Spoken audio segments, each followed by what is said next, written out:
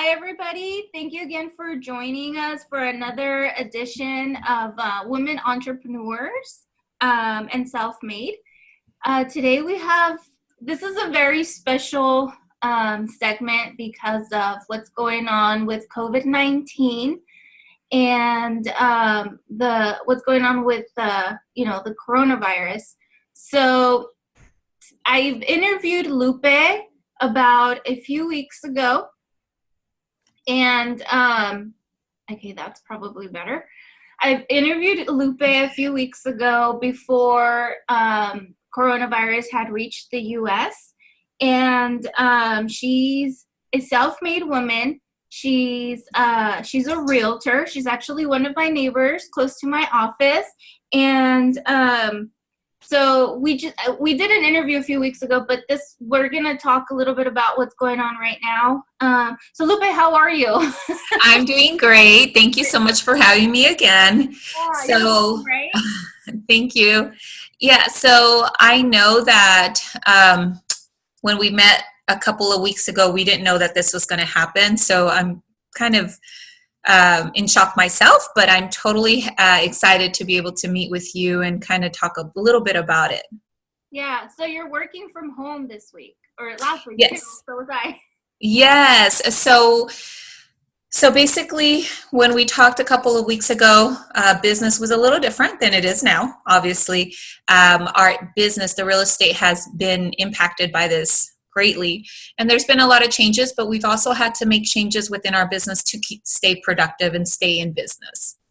So my business has changed as far as we don't have that social contact anymore, but we still are operating through Zoom like this, or just trying to do virtual tours, things to keep the business going. Right. So I know this. How would you say this has impacted your business and also your daily life? Are you still getting clients? I know for myself, I've had to let go of some clients because some of my clients are older and they had pre-existing conditions, so we just couldn't be there in their house, even though we contain the whole area before we do it, kind of like when we do with asbestos and mold. But just to take that extra precaution, we can't do anybody that's 65 or older or that has pre-existing conditions. So unfortunately, we had to let go of some of those jobs. So how did that impact you in the real estate business?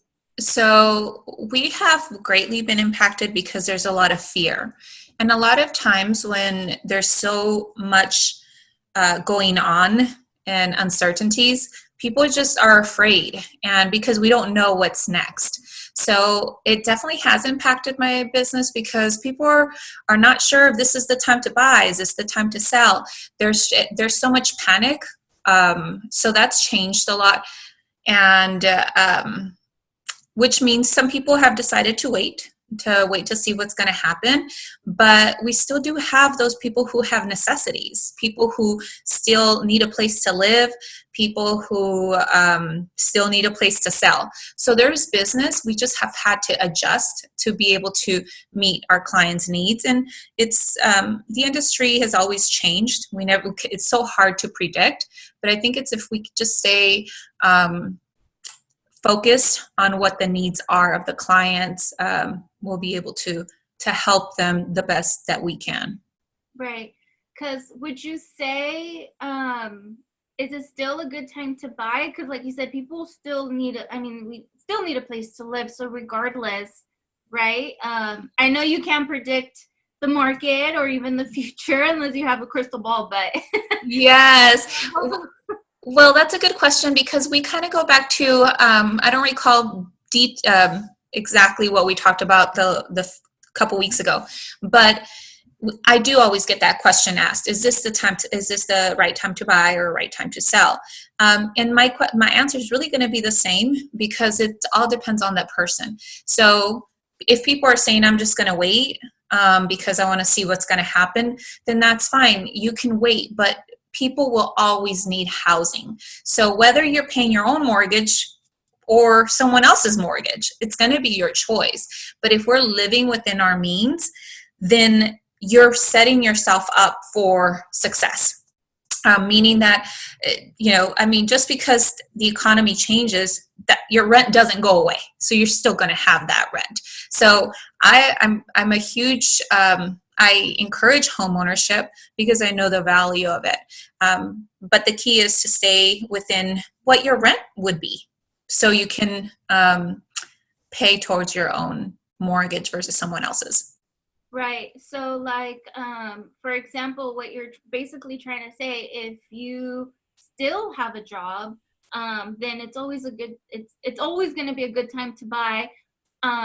It doesn't even matter if you like have like a job where you like work at McDonald's, or like a job that maybe pays you minimum wage. You can still afford a house, as long as you don't buy a house that's like $1 million, and then you're not going to be able to afford it. But if you kind of stay within your means, like you said, or even below your means, then regardless of how the economy goes, if it goes up or down, then you're still gonna be able to afford that house. Yes. Absolutely. And the other thing that I hear a lot is, well, if I was, I would rather just wait because the properties are going to go down. So I'm just going to wait for properties to go down. That's fine. And again, no one has that crystal ball, so nobody knows what's going to happen. But we do know what the interest rates are right now. So we also know that the lower the interest rate is, the lower you pay for a home in the long run, the more purchase power you have. So yeah, maybe properties do go down, but if interest rates go up, sometimes with that change, you're paying more for the house that you would have paid for, even though you bought it at a higher price with the lower interest rate. So if the interest rate is higher in the long run, you're probably going to end up paying for the house more than you would if it would have been with the lower interest rate. So that's another way to look at it, because I've done the math many times, because I've been a consumer myself, where I'm looking, should I buy now? Should I wait? And, in the long run, the lower the interest rate is, the greater savings you have. And would you recommend somebody, because right now I know some people, unfortunately, may be losing their jobs. A lot of us who own our own business, we see our business declining. So like you said, people are afraid to buy at this time. I know for myself too. I mean, who wants to remodel a kitchen when they don't know if they're going to have a job next week or next month, right? But as long as you have a job now and you have a good credit, then you're going to qualify now to buy a house. Would you, right? Then if they were to wait, like you said, they're waiting for the market to go down, but maybe it will, but who knows, maybe it won't. And if the market goes down and you don't have a job, then how are you going to afford to buy a house? Exactly. And that's what I say too, because whether you have a job or not, you're going to have rent. So, that's if we can get you into a home right now that you have a job. And again, it's within that same price range of your rent. You're in a little better position than you were if you were just renting. Yeah. Because now it's yours. Yeah. And then you're still going to get some kind of unemployment, enough to at least keep you going, just like you would if you were renting. Yeah. Okay. That's good advice. Because I know a lot of people are afraid. And so I think that's the main thing, is that they're kind of afraid, and probably waiting right now wouldn't even be a good option. If they're trying to buy a house. Right. But if they're selling the house, what would you recommend? Same thing, right? Yeah, it applies. It's pretty much the same. But we do know that it's obviously the business there's less activity. So, but that doesn't mean that I think for me, what I've had to really change my mindset is, we are going through a transition right now, but we're not always going to be in the dark. So we just need to position ourselves to be able to see that light, because we know we're going to come out of this. So it's, as a seller, maybe you're not going to have the activity you would have had 3 weeks ago or a month ago, but the activity is going to come. So you need to be in that position to be able to have kind of like a head start, be ready to go. So whenever that activity starts again, you're in the right position versus starting when there's activity. So it's kind of staying ahead. Yeah. So And it's really, again, it goes back to just kind of what are the client's needs? I think that's the number one thing. If we can identify what the needs are and set goals to reach those needs, I think that really is the key. Yeah, because we've already experienced a market crash in 2008, and I know for what I do with construction, and obviously what you do with being a realtor, we've already gone through it, and it went down, but then it picked up. So I think if you're just afraid, then you're always going to be afraid. Because look at us, we're still here, we're still doing what we were doing in 2008. Hey, we survived. Yes. So I think it's always a good time to purchase, regardless of how the economy is, because like Lupe is advising, you know, everybody needs to either pay rent or mortgage. You need a place to live regardless. Mm-hmm. So as long as you're living within your means, and I think Lupe does a really good job of kind of explaining that, because you kind of help them, right, Lupe? Oh, yes. Yeah. And I think that's the most important thing, is just putting the client's needs first. And then also just sharing a little bit of your personal experience, the expertise that you have in the real estate, just kind of seeing everything in a different light really helps the client kind of see the big picture. But, and even the Spanish speaking community also, they appreciate the more information they can get. Right. Yeah. So so I think you already talked about a little bit of what you guys are doing in regards to COVID-19. So you said you guys do Zoom calls.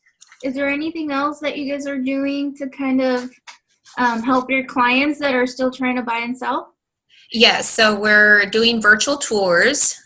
So we're definitely doing that, and that's something that I've been offering to my sellers for actually a little over a year now, where I pay for not only for professional photography, but also the virtual tour, which is you can literally walk the property from your phone. And you can go into the rooms, you could see everything. So we're definitely promoting those even now more, knowing that people are very limited to actually going to the property. And we're able to also, even for the buyers, write offers subject to the inspection, just to get a head start again, but get through this time that we're advised to stay home. Yeah. So we do have avenues. We're just having to stay creative and keep trying to figure out how to make things work. Right. Okay. Well, I think I really hope that information is helpful for anybody that's watching and that might still want to purchase a home. I know I wanted to purchase a home this year. And I think I'm going to just have to do it because my credit is good. I have the income right now to do it. So if I were to wait, who knows? Yes, exactly. I mean, yeah, I've put myself in that situation. You know, would I buy now? And absolutely. I would. I'm actually actively looking. But, you know, as an investment property, and I'm a consumer also. Yeah. And that hasn't stopped me. Yeah. So thank you again, Lupe, for meeting with me one more time. Yes. Thank you for having me. Yeah. No, I think it's important that we keep not only ourselves, but our community safe, and our clients safe. And I think by providing, like you said, different avenues of ways of doing things and just being creative so that they are safe and healthy as well as ourselves. My dog just sneezed. Oh. Bless you. Like, stay away from me. No, I'm kidding. But yeah, the safety of our clients is number one. And another thing to add, it actually could be a very good time to capitalize when you don't have that much activity as a buyer. So because now there's not that many people wanting to take that risk, and so it puts you at an advantage if you're willing to just be open to different avenues and still try to get to the same, the purchase. Right. But yes, thank you so much for having me. And I love all the things that you do and the empowerment that you give us, and especially me for just encouraging me to do this. This is very out of my comfort zone, but it just feels good. Yeah. No, I think as women, we have to empower one another, and just kind of like help each other out and maybe give each other ideas. Because hey, like we're all in this together. We're all self-made. We all have to hustle. I mean, we don't have a paycheck that comes in, weekly or monthly. We have to actually look for our own work. But just helping each other out and giving each other ideas for our own businesses. And I know you guys empower me and encourage me, so I really hope that this is also an encouragement for other people that are watching us that even are afraid to start their own business right now, because yeah, it is scary. If we don't know what things are going to happen even for next week or even tomorrow. So I know it's scary, but I really hope that this was informational for even your clients and my clients and anybody else that's watching this. But I know you had more information to give when I met with you a few weeks ago. And so I'll go ahead and put that after this. So thank you again, Lupe, and thanks everybody that's watching right now. But stay tuned. Don't leave yet, because we are going to show you the video that Lupe and I did a few weeks ago before this whole chaos started. So stay tuned. Bye. Thank you for watching. So hi everyone. Thank you for joining again on this women entrepreneur segment. And today I want to introduce you to Lupe. She's actually my neighbor. Yes. So, yes.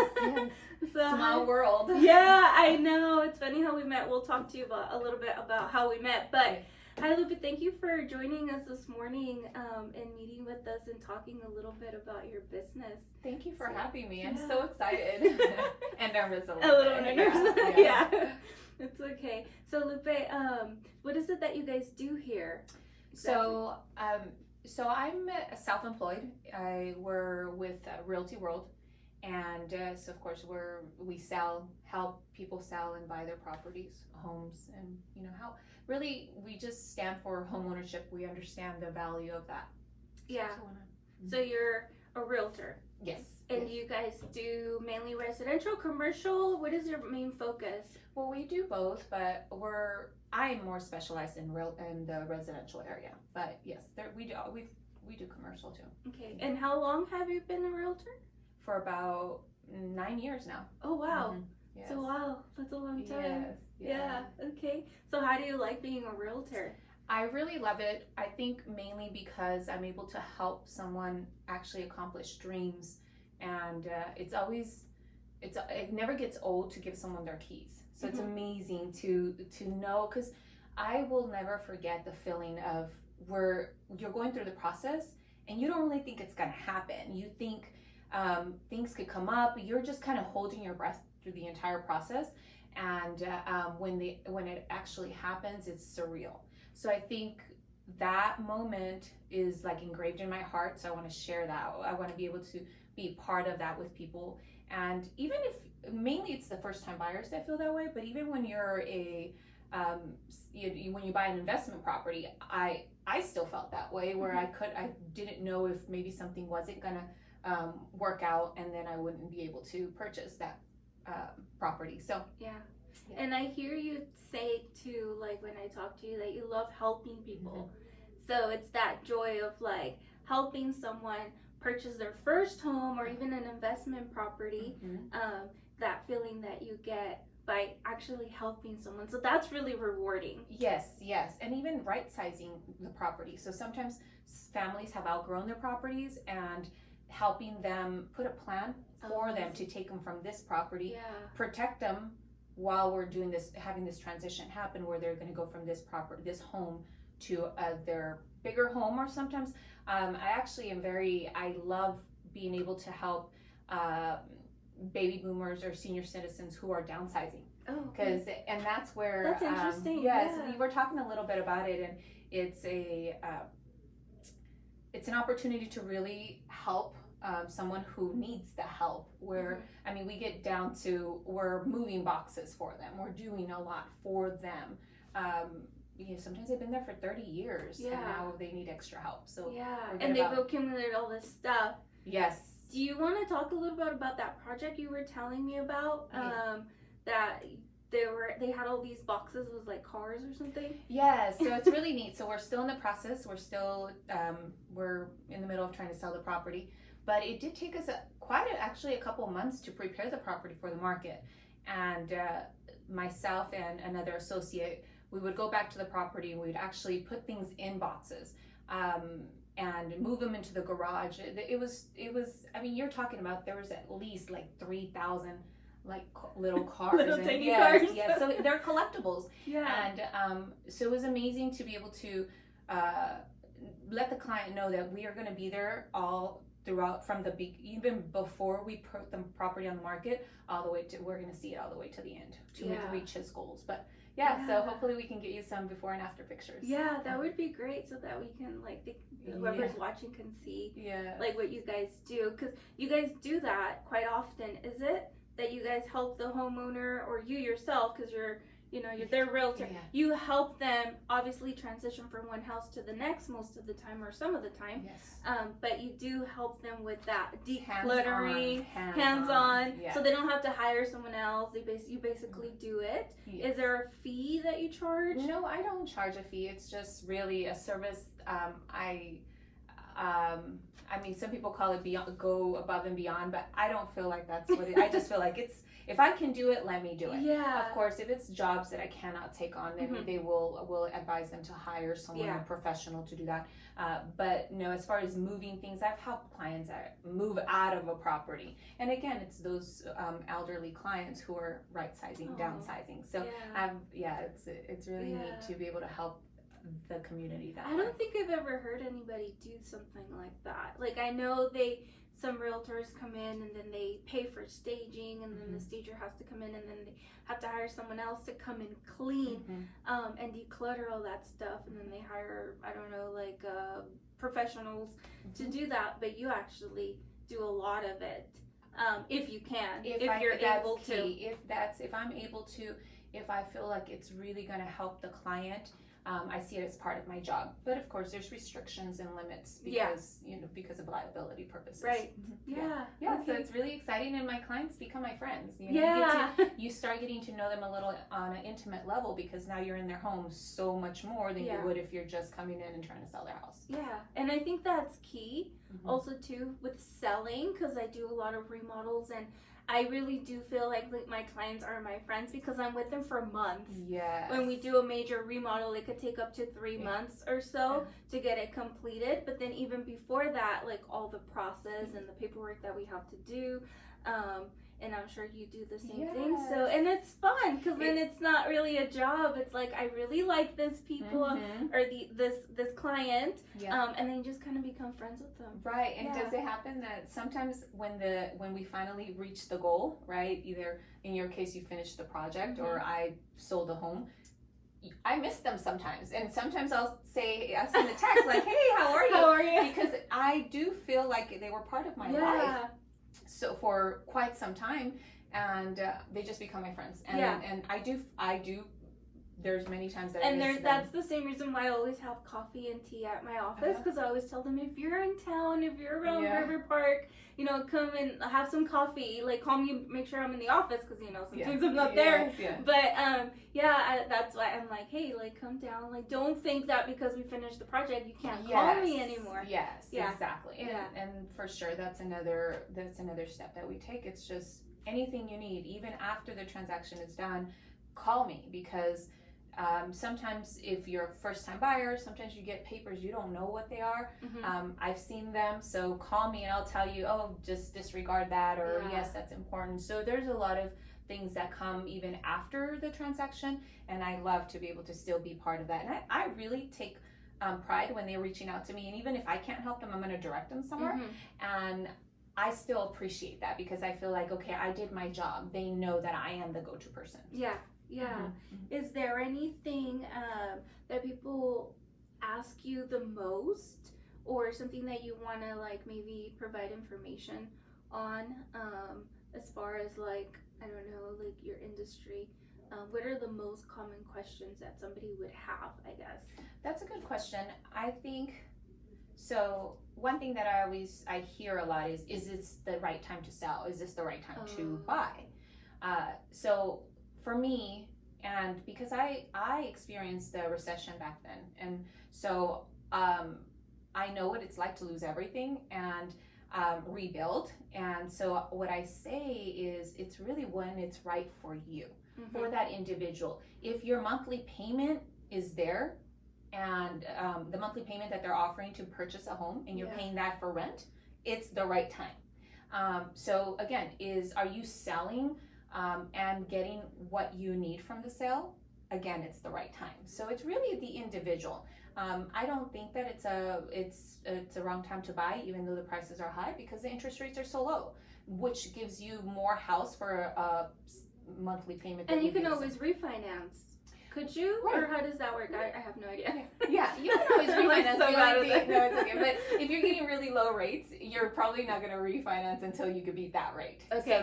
So that's the difference. But that's still knowing that the rates are low. You're in the long run, you're paying so much less for the property when the rates are that much lower. Yeah. So then that's always an option. Yeah. Oh yeah, for sure. Yeah. It's there's many ways to look at it, but I think that's the biggest question. I honestly, the reason why people lost their homes, because I've been in the industry too with remodels, and people were just like refinancing, but actually taking money out and then buying cars or buying boats instead of like putting that money back into their homes, right? Which could have maybe helped them to sell it at a better price, and then maybe get more money or more equity out of it, but they weren't. Right. They were. Well, that you saw a lot of that, but like in my case, I know this is personal, but in my case, what I did is I bought a home because there was no like guidelines as far as showing income. I just said, I want that home, and based on my credit, I was able to get that home, and I figured, I'll deal with the monthly payments as they come. So I felt like I wasn't really thinking long term. I was more thinking more of an ambitious kind of thing, and there's nothing wrong with being ambitious, but there was no plan behind it. So I had the ambition, but not the plan. Yeah. So that was my situation that I got myself into, where it didn't matter I didn't buy a huge house or anything. It was a house that met our family's needs, but it really was over my income, budget, or what would allow me to pay for it comfortably. So then, of course, things started tanking, and then your job gets affected. So there's a lot of things in there. But yeah, you have a lot of, there's many reasons why that crash happened. But yeah, I think there's a lot of regulations that have been in place to try to prevent that from happening. But we never know. Like when people ask me what's going to happen, I always say, I don't know. No one knows. I don't know. No one knows. We can predict, but the economy is just unpredictable. Yeah, and there's no way for you to know just because you're in the industry. You're not a financial advisor either. Right. And even if you were, you don't know what's going to happen. No one knows the future. So, yeah, exactly. Nobody knows the future. Nobody knows what's going to happen with, the market. But yeah, so you being, I would call you an entrepreneur too. Self-employed. Because that's what you do, even though, because this office that we're at, you work for, can you like talk a little bit about how that works, and then how you are self-employed maybe? Yeah, so I work for a firm. It's a real estate firm, obviously, and real estate agents are self-employed. So if we don't work, we're not gonna make money. We're not gonna get paid. So we have to really go out and work. Because we're on 1099s. So, I mean, at least I'm going to speak for myself, because I don't know everyone's situation. Yeah. But so, yes, I don't really have to meet quotas. It's all up to me, what I'm going to meet, what I'm going to do, what my goals are. So, I don't know if that answers your question. Yeah. So yes, definitely self-employed, because if I don't go out and because you don't have a specific income coming in every week or or bi-weekly or every month, if you don't actually sell any homes or have any clients, then Yes. yeah. So you are self-employed. Absolutely. Yes. Yes. Yeah. Self-employed, Yeah. and I have and to you go have to out do your and- own marketing, buy your own business cards. Yes. Yeah. Yes. Everything. We have to do everything. So in a sense, it's your own. You yourself are your like own my little business. Yes. Yes. Exactly. So I always say, no matter what, I have to show up. If I don't show up, there's not going to be income coming into my home. So so I keep that in mind, knowing that I have to show up. So yeah, that's. So you've been a real estate agent for so long. Has there been any difficulties or struggles that you might have faced? Yes, being yes, self-employed? there's always struggles, and a lot of it is our mindset. You know, it's our mindset. Sometimes I know I've been down on myself because I'm not, you know, it's sometimes I get into this competition mode. I'm looking at what people are doing, and I'm like, why am I not there? Or vice versa. But or you know, feeling like, oh, okay, I'm better than this, but it's just wrong, because at the end of the day, it's just what we can do. And I've had to separate myself from, like, mentally change my mindset to know is I need to do what I can do and reach my goals. So that's been a little hard, but I feel like I'm in a we all comfortable do place. that though, because I do that too. It's like, why am I not here? Yes, yes. I should be way up here and I'm not. And then you Yes. just constantly compare yourself to other people. But that's where we just have to remind ourselves that really success is whatever you want it to be. So and sometimes we are equivalent to someone else who is either producing less or more. Because of our life is unique, so our success is unique and our production is unique. So I've had those moments, but I think what keeps me going for me is just I have to remember that I'm in a service business. So I need to my focus has to be in servicing clients, helping families, and the rest is going to take care of me personally. So that's what I've learned. That's good. That's really good. Is there any advice, like somebody, I know people taking their exams or their real estate exams, or maybe somebody that's wanting to become a realtor? Is there any advice, like, that you would have liked to have when you were first starting? Well, so I guess my advice would be definitely show up. Even though there's going to be days that you feel like you have nothing on your calendar. Oh, you have nothing on your calendar, because everything's in my calendar. So I know if nothing's on there or not. But it's definitely putting everything in your calendar. And even the days that you don't have anything on your calendar, go into the office, show up, because you create something, you bring something. So it puts you in that environment that is so important for your mindset, for the motivation. Because being self-employed, no one's going to tell you what to do. It's going to be all up to you. So that definitely is. So keep a full calendar, even if it's just like maybe make a phone call or a couple phone calls, but just be there, because you never know. What if somebody walks in or calls? Yes. So if you have nothing on your calendar, go still to the office, make a couple calls, but still be in work mode. And then of course the follow through is very important. The follow through is key for agents and keeping good relationships. Well, thank you so much, Lupe. Thank you for having me. Thank you for. Are we done? That's that's pretty much it. Well, the next step is you're gonna maybe show us a little bit around your office and kind of explain to us a little bit of what you guys do here, and then just kind of walk us through your typical day. Yes, my typical days. Well, everything, it's every like yours. Day's different. It's so different, which keeps things exciting. I call my boss and I say, oh my gosh, if we weren't learning things if every day, then life would be boring. So it's I take classes like all the time, and people are like, you're still in school? I'm like, no, but I have to take classes because new product comes in, you have to learn about it. And that's another thing that for sure, like, I really do try to stay in training. So like you said, what would you tell a new staying agent? Up to date. Yes, staying up to date, getting certificates. I know I was able to get a real estate negotiation expert certificate. Oh wow. And that is just it's a service to my client, again, saying I've taken extra steps to be a service to you, to be able to negotiate on your behalf to the best of my ability. Oh, okay. So, yeah. Yeah, that's really good to have. Yes. For an agent, you want to make sure, like, hey, I'm getting the best price. Yes, so. and not everybody has that. So it's just investing back into your own business. Yeah. Okay. Well, let's go and maybe show us a little bit around the Awesome. office. Thank you so much for having me. Okay, let's go and see. Okay. Hi, my name is Lupe Ochoa Thay, and I'm a real estate agent here at Realty World. We are located on W Fallbrook in Fresno. We also have an office in Madera, and my telephone number is 559-213-0409. Right. If you'd like. So come on in. I'd love to give you a tour. So, here we have. Say hi to Viv. Hey. She's one of our realtors too, so she gets to greet everybody, but is also out there helping families get into homes. And then you have a couple of desks for agents who are out in the field right now. And then office there, and then you're welcome to my office. Viv, I'm gonna send you a lead. Do you want it? Yes.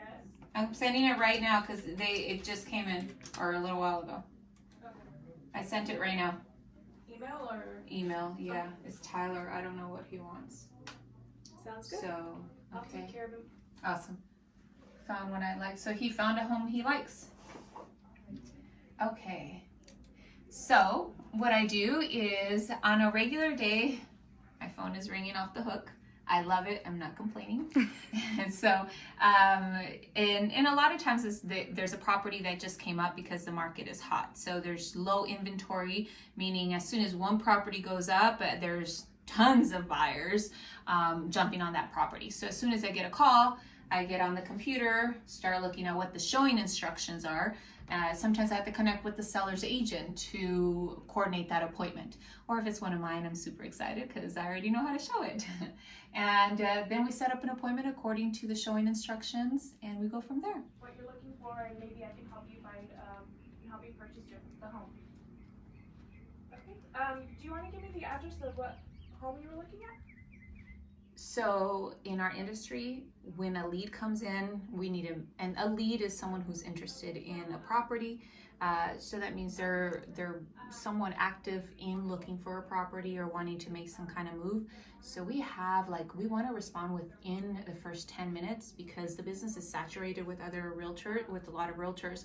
So we want to make sure that if he sent it to multiple request to multiple agents, we're one of the first ones to talk to him and make connection and try to help him accomplish his dream. So that was a little bit about the behind the scenes on our kind of average day or typical day, but I'd love to be able to help you in the future. So if there's anything that you're looking for, maybe even just thinking about it, you're not ready, but I'd love to have an opportunity to help you get ready to be ready to actually accomplish your dreams.